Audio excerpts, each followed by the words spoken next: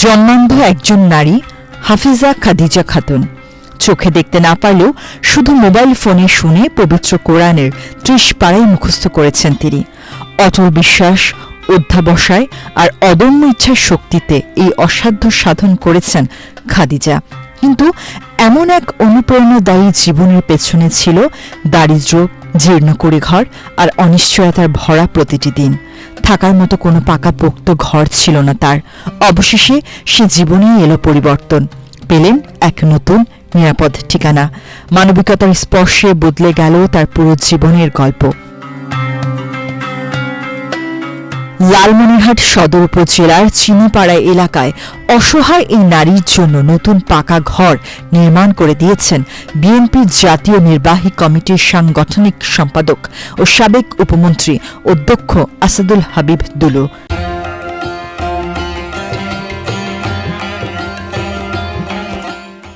বুধবার ১০ ডিসেম্বর দুপুরে আনুষ্ঠানিকভাবে ঘরটির উদ্বোধন করেন তিনি। অন্ধ হাফেজের বিয়ে হয়েছে, কিন্তু তার বসবাসের কোনো ঘর ছিল না। আমরা আমাদের পার্টির চেয়ারম্যানের কথার ভিত্তিতে আমরা সবাই মিলে এই বাড়িটা আমরা বানিয়েছি।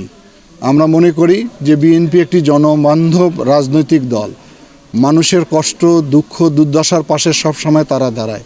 সেটারই একটা দৃষ্টান্ত হচ্ছে এই অন্ধ খাদিজাকে আমরা একটা বাড়ি নির্মাণ করে দিয়েছি। আমার মনে হয় এই বাড়িটির মাধ্যমে সে তার একটি মাথা গোঁজার ঠাঁই খুঁজে পেল। বিএনপি সে কাজটা এখনও করছে, ভবিষ্যতে ইনশাল্লাহ আরও বেশি বেশি করে করার চেষ্টা করব আমরা।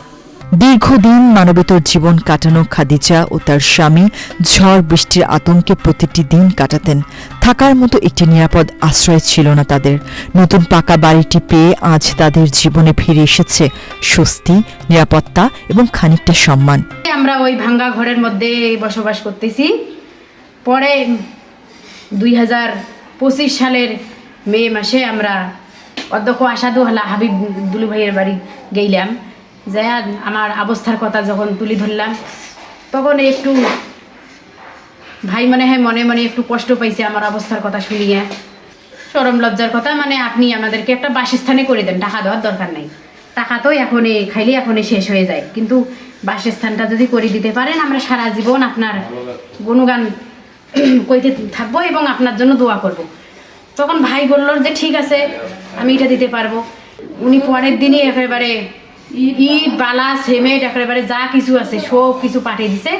দিয়ে তারপরের দিনে ভিত্তির দিনে ওই মন্ত্রী ভাই আসছিল। আজকে সাবেক উপমন্ত্রী আসাদুল হাবিব দুলু ভাই একটি তার বসবাসের জন্য একটা ভবন তৈরি করে দিলেন। আমি এই জন্য তার জন্য চিরকৃতজ্ঞ। আল্লাহ যেন তার জীবনের সার্বিক যত প্রকার রোগ ব্যাধি আছে, আল্লাহ সকল প্রকার মরণ ব্যাধি রোগ বালার থেকে তাকে আল্লাহ শেফা আজেলা কামেলা দান করেন, সুস্থতা দান করেন। নতুন বাড়ির বারান্দায় বসে কোরআন পাঠ শেষে ২ হাত তুলে প্রার্থনা করেন খাদিজা ও তার স্বামী। তাদের কণ্ঠে কৃতজ্ঞতার সুর। মানবিকতার ছোঁয়ায় ফিরে পাওয়া নিরাপত্তার স্বস্তির এই মুহূর্ত যেন তাদের জীবনে এক নতুন সূর্যের আলো।